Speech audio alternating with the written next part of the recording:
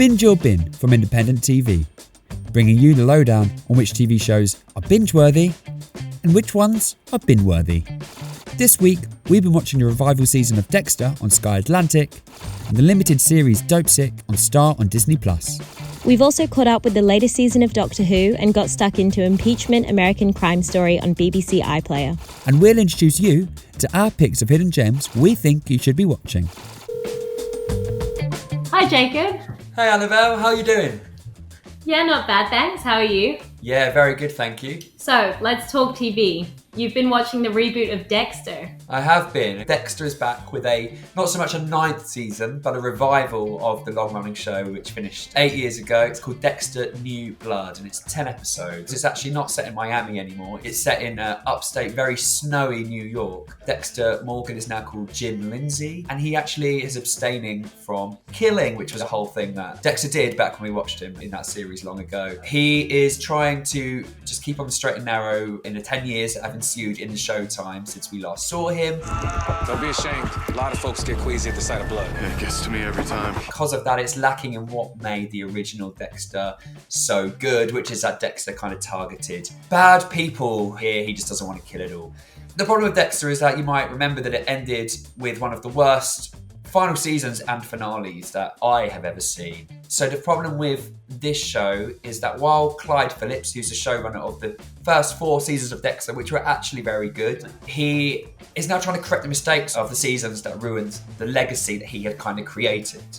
The problem with that is there's nothing really here to suggest that that was worthwhile. Michael C. Hall, who I think is a fantastic actor, and Dexter was obviously his big role post 6 Feet Under. It's great to see him in this role again, but he's not doing his best work here, and it just feels like a shame, and it feels like he's being wasted on it. Ditto with Jennifer Carpenter, who played his sister Deb Morgan. Her scenes are wildly misjudged and actually quite cringeworthy. I just think it's a crying shame and a waste of everyone's efforts, really. So that sounds pretty disappointing. So is it a binge or a bin? Dexter New Blood is a bin. Go Hawks! So Annabel, knock knock. Who's there? Doctor. Doctor. Which you've been watching, right?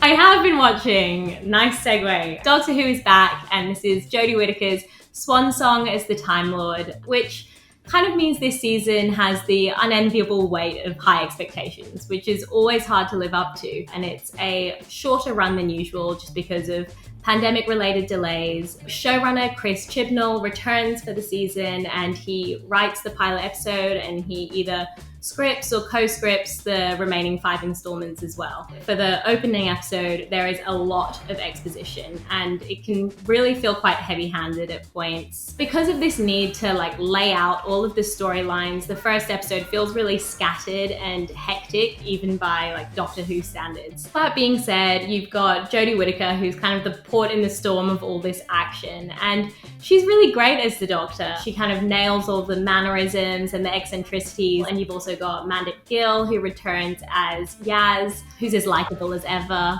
But really, all eyes are on John Bishop, who is entering the series as Dan, a proud Scouser with a heart of gold who, just gives the show some levity. I'm the Doctor. This is Yaz. This is Dan. Oh, way.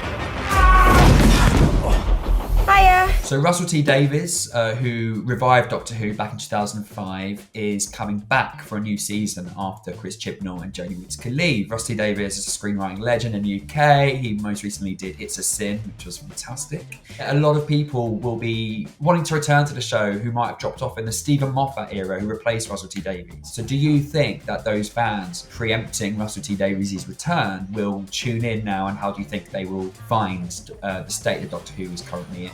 I think if you are kind of just holding on to that moment where Russell T Davies takes the reins back, you're going to be disappointed by this and you should just keep holding on until next year. So, Doctor Who, binge or bin? It's going to be a binge. Any questions?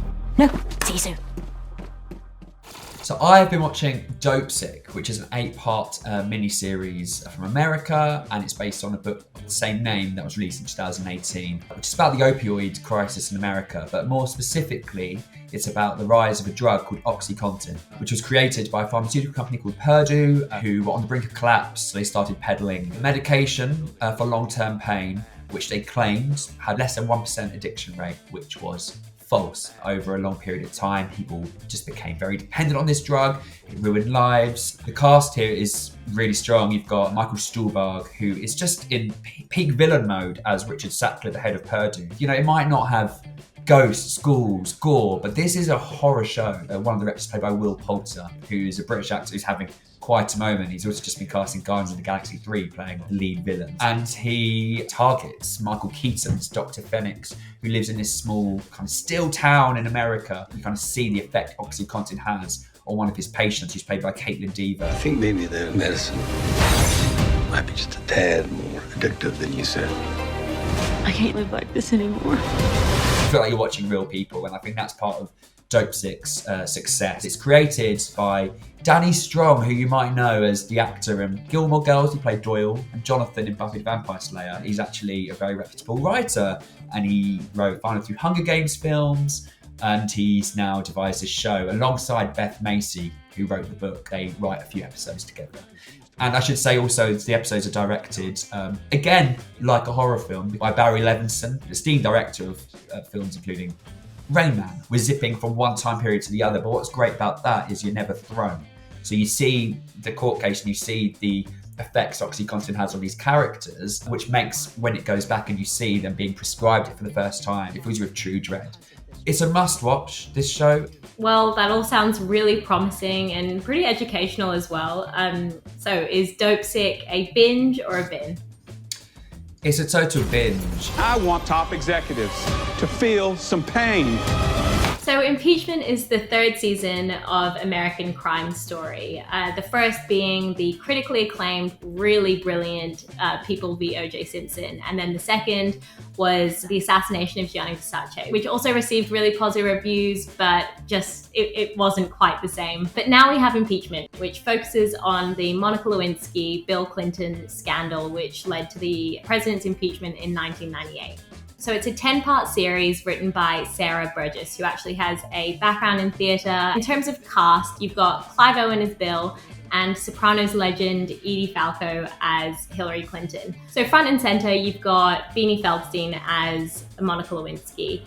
And there are honestly parts where the resemblance is so uncanny. So Feldstein is mostly known for comedy roles in Booksmart and also the film adaptation of Caitlin Moran's How to Build a Girl. But here she does a really brilliant job of taking on a more serious, meaty role and making it hers. You're going to be working right beside the people who run the world. Please, be professional. So the series is created by Ryan Murphy, who people will know from American Horror Story. The real life Monica Lewinsky is one of the producers on the series. And I think that's just so important, given that she's given the opportunity to involve herself in putting this all on screen and telling a story, her story, that she's been so often excluded from telling herself. But the main focus here is Linda Tripp, the civil servant who secretly recorded and then leaked the private conversations between Lewinsky and Clinton. In Impeachment, she's played by Ryan Murphy's most frequent collaborator, the incredible Sarah Paulson. In her portrayal of Linda, I think that's where I take the most issue with the series. So she's kind of presented as this disgruntled, sad hag stereotype. The fact that the real life Tripp died a year ago, she doesn't have an opportunity to provide any response to this, kind of leaves a bitter taste in your mouth. It's certainly not up to the caliber of the People v. OJ, but it is an entertaining watch. Would you say it's a binge or a bin? It's a binge. It's definitely a binge. I did not have sexual relations with that woman. So on Binge or Bin, we like to highlight the hidden gems you should be watching, the shows you might not know about, but that we think you should move to the top of your watch list. So my hidden gem this week is The Third Day, which was only on last year, but didn't get watched nearly as much as it should have done. It's a psychological folk horror show starring Jude Law, Catherine Waterston, Paddy Considine, Emily Mortimer, focusing on Jude Law's character who gets stranded on an island called OC Island, filmed on location in Essex. The ensuing weird antics that the locals get up to and he gets ensnared into. I think I'm seeing things. You're here because you needed belief. But your grief wants chaos. It's created by Dennis Kelly. He created Utopia, the short-lived Channel 4 show. And also it's co-created by Felix Barrett, who is the artistic director of Punch Drunk, the theatre company, who helped produce this show.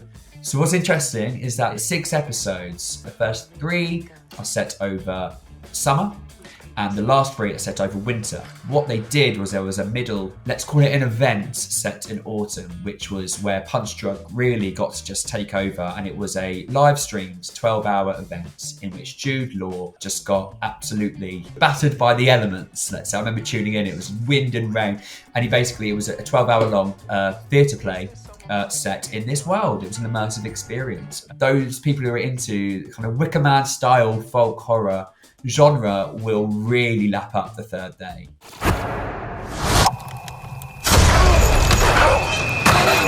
So my hidden gem this week is Atlanta, both seasons of which are on Disney+.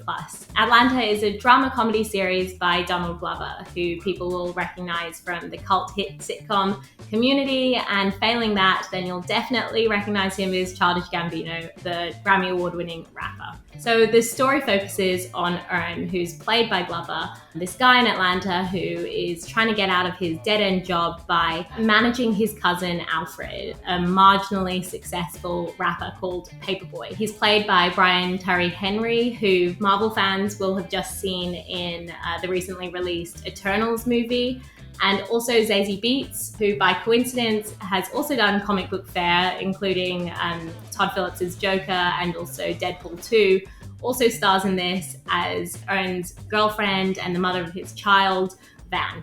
So talking about the series, Donald Glover said that he wanted to make like Twin Peaks for rappers. And while like the David Lynch comparisons aren't immediately obvious, you can kind of see where he's going in the way that it takes you in like really unexpected directions, both tonally and storyline wise. It's also just really, really funny. Let's do it again, and just like this time, like you're at a party and everything's crazy. It's really clever, and there's just hilarious payoffs in every single episode. I will also add that this is a perfect time to start binging it, because fans of the series have been waiting for 3 years for a third season, and finally season 3 is on its way and is due to arrive in the first half of 2022. So time to just binge those 2 seasons and you'll be caught up for then. You staying? Damn, is you the landlord or something? Thanks so much for watching Binge or Bin. That is more than enough to keep you going until we see you again next time. Like or comment below and subscribe for more from independent TV.